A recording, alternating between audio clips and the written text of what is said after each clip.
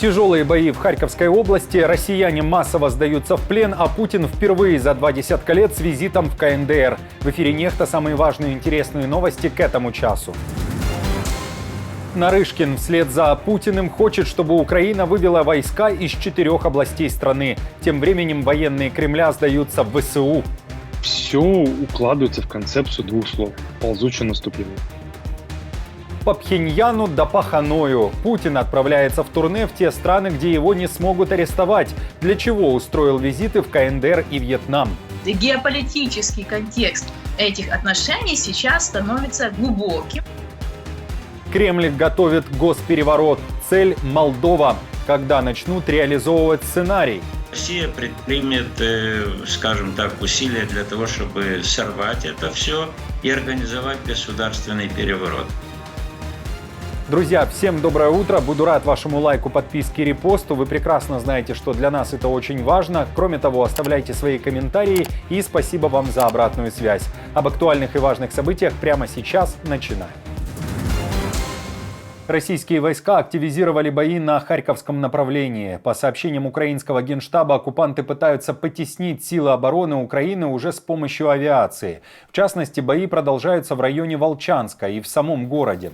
Мониторинговые каналы, например, Deep State, сообщают о том, что происходит в этом городе, который практически наполовину занят оккупационными войсками РФ, а наполовину ВСУ.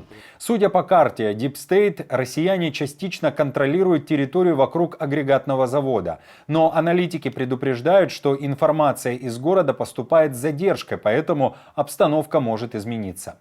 В то же время Forbes сообщает, что российские военные, которые заняли позиции на этом заводе, теперь заложники ситуации, оказались в окружении и сдаются в плен. Речь идет о десятках тех, кто решил сложить оружие. То, что так много русских сдалось одновременно в Волчанске, в городе, который полностью не контролирует ни одна из сторон и за который по-прежнему ведутся ожесточенные бои, должно удивить российское командование. Предполагалось, что российская армия не увязнет в Волчанске, и уж точно не предполагалось, что они потеряют десятки солдат в неудачной попытке захватить плацдарм для возможной попытки переправиться через узкую реку в центре города. Кроме того, украинцам удалось взять в плен экипаж и затрофеить танк «Сарай», который россияне пытались уберечь от дронов, наварив на него броню. Так его называют в ВСУ. Детальнее о российском наступлении и приоритетах для Кремля мы поговорили с военным аналитиком Иваном Ступаком. Все укладывается в концепцию двух слов – ползучее наступление. Большая цель – это какая? Выйти на админ-границы Донецкой области. Четко и понятно, да, как говорят, вкусно и точка. Все предельно прозрачно. Поэтому все вот эти ходы, выходы, маневры, они все подчинены одному единому задуму. Выйти на админ-границы. Это раз. Понятно, что у них есть более стратегические, то есть цели высшего уровня. Это цели захватить город Днепро, в прошлом Днепропетровск, это Запорожье, это Харьков, это снова Херсон, это Одесса. Но вот Одесса и Харьков, они находятся в стороне. И у Российской Федерации есть такая жажда реванша, что тут, черт побери, Харьков вот практически был на грани, Одесса была практически на грани, но не смогли.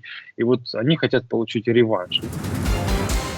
В России продолжают пытаться напугать Киев последствиями, которые ждут Украину, если Зеленский откажется от недавнего плана Путина. На этот раз угрожает директор службы внешней разведки РФ Нарышкин. Он хочет, чтобы Украина вывела свои войска из Луганской, Донецкой, Херсонской и Запорожской областей. Следующие условия, при которых может быть достигнут мир и подписано некое мирное соглашение, будут для Украины более сложными и более жесткими. В Киеве же, напомню, спокойно отнеслись к очередным угрозам Путина. Там его предложение сдать территории назвали ультиматумом, который четко показывает, что Путин не хочет мира, а хочет капитуляции Украины. Конечно же, на такие так называемые инициативы Кремля Зеленский не согласился.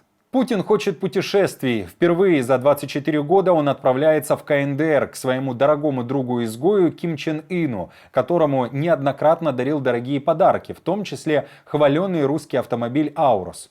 Визит будет двухдневным 18 и 19 июня. За этим визитом будут пристально наблюдать США и Южная Корея. Там считают, что встреча может привести к еще более тесным военным связям Пхеньяна и Москвы, которые нарушают резолюцию Совета Безопасности ООН. Визит Путина – это возможность продемонстрировать для своей внутренней аудитории, для внешней аудитории об этих контактах с Россией.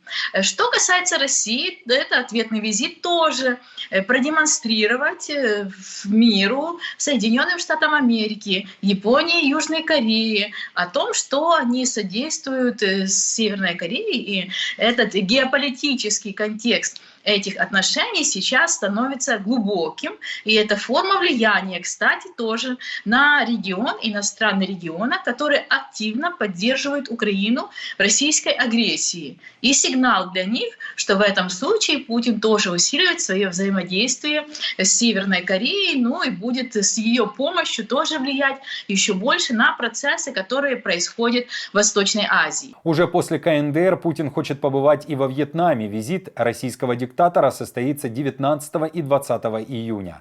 Там он себя может чувствовать в относительной безопасности, так как Вьетнам не является членом Международного уголовного суда, а поэтому не арестует военного преступника. У памятника Ленину во вьетнамской столице местные говорят, что с нетерпением ждут в гости того, кто начал кровопролитную войну против Украины. Я был очень рад, когда узнал, что Путин приезжает во Вьетнам. Рейтер добавляет, что это турне Путина в Ханой состоится после того, как Вьетнам решил не участвовать в саммите мира по формуле Зеленского. Россия уже ведет войну против Молдовы. Кишинев подвергается гибридным атакам со стороны Кремля. Об этом заявил польский министр иностранных дел Радослав Сикорский во время встречи со своим молдовским коллегой. Польша, конечно, будет поддерживать европейское стремление Молдовы, особенно во время нашего представительства в следующем году. Мы считаем наши отношения стратегическими во многих областях и поддерживаем скорейшее вступление Республики Молдова в Европейский Союз. С другой стороны, мы решительно осуждаем гибридную войну России против суверенитета Молдовы и молдовской демократии. Тем временем в Кишиневе считают, что уже через несколько месяцев Россия попытается свергнуть правительство страны.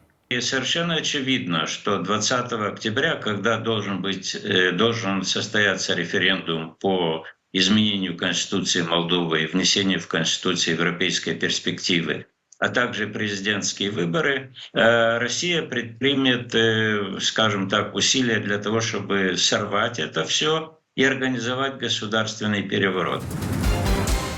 Команда Народного антикризисного управления Беларуси предлагает ввести санкции против пропагандистов Лукашенко. В частности, речь идет о телеканалах СТВ, ОНТ, издательского дома «Беларусь сегодня», «Белта», также против пропагандистов и судей Лукашенко, а также ректора Белорусского государственного университета.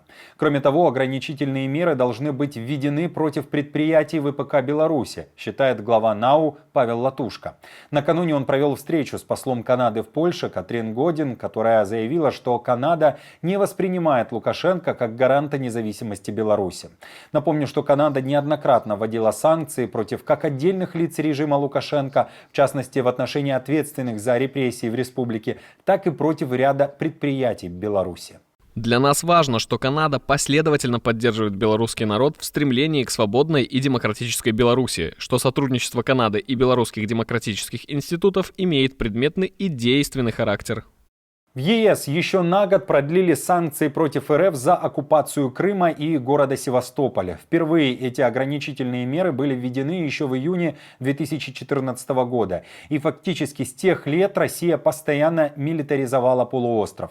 Там появлялись военные объекты армии РФ. Об этом говорят военные аналитики. Бизнес Инсайдер пишет, что на данный момент Украина, цитата, «готовит почву для будущих воздушных ударов по военным объектам в Крыму». На Западе считают, что Крым уязвим и у россиян там ограниченное пространство для маневра. О планах Украины относительно Крыма, а также о судьбе Крымского моста мы также поговорили с военным аналитиком. Высадки десанта не будет. Вот как день Д в Нормандии, такой высадки не будет точно. Возможно, предполагаю, но это очень маловероятно, высадки маленьких групп диверсионных на берегу, как это было там в предыдущие периоды, но опять же там сомнительна эффективность. То есть, нужно взвешивать, что мы можем потерять, кого можем потерять и что мы можем получить. По мосту. Да, действительно, были сообщения о том, что Крымский мост уже не используется, но с другой стороны появлялись видео о том, как цистерны с топливом перемещаются. То есть, еще раз, Крымский мост будет использоваться как, не в аварийном режиме, а для баланса. Да, железная дорога будет использоваться, и периодически будет Крымский мост. Там, условно, 80% железная дорога, 20% Крымский мост. Что может быть снова? Это более вероятно. Это вынос разнообразнейших объектов военных, критической инфраструктуры, которая находится на временно оккупированном Крыму. Это средства ПВО, это какие-то склады, это стоянки боевой авиации, боевых вертолетов. Это вот это все. Будут радиолокационные станции, места складирования, базирования, размещения ракет, там, «Бастион», «Циркон» и так далее. Вот эти мобильные пусковые установки. Все. То есть вот эти вот объекты будут периодически выноситься. Каждый день Крым фотографируется разнообразнейшими западными спутниками. Десятки, если не сотни людей по всему миру анализируют эти спутниковые данные.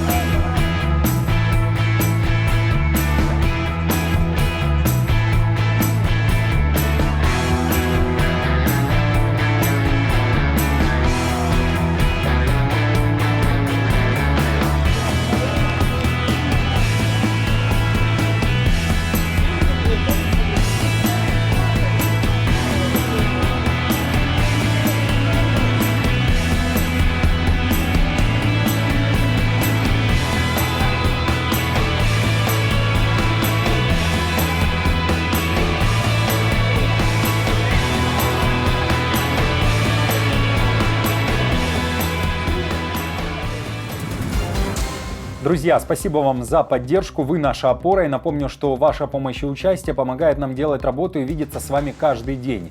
Постоянных донаторов и их комментарии вы видите сейчас на экране, мы благодарны за эту поддержку. Если же вы хотите присоединиться к их числу и можете, то нажимайте на кнопку «Спасибо» под нашим роликом, оставляйте свой донат или становитесь постоянным спонсором канала. Мы с командой продолжаем следить за самыми важными новостями. Оперативную информацию от Нехта ищите в телеграм-каналах или на платформе X. Спасибо за доверие и то, что остаетесь с нами. До новых встреч и хороших вам новостей.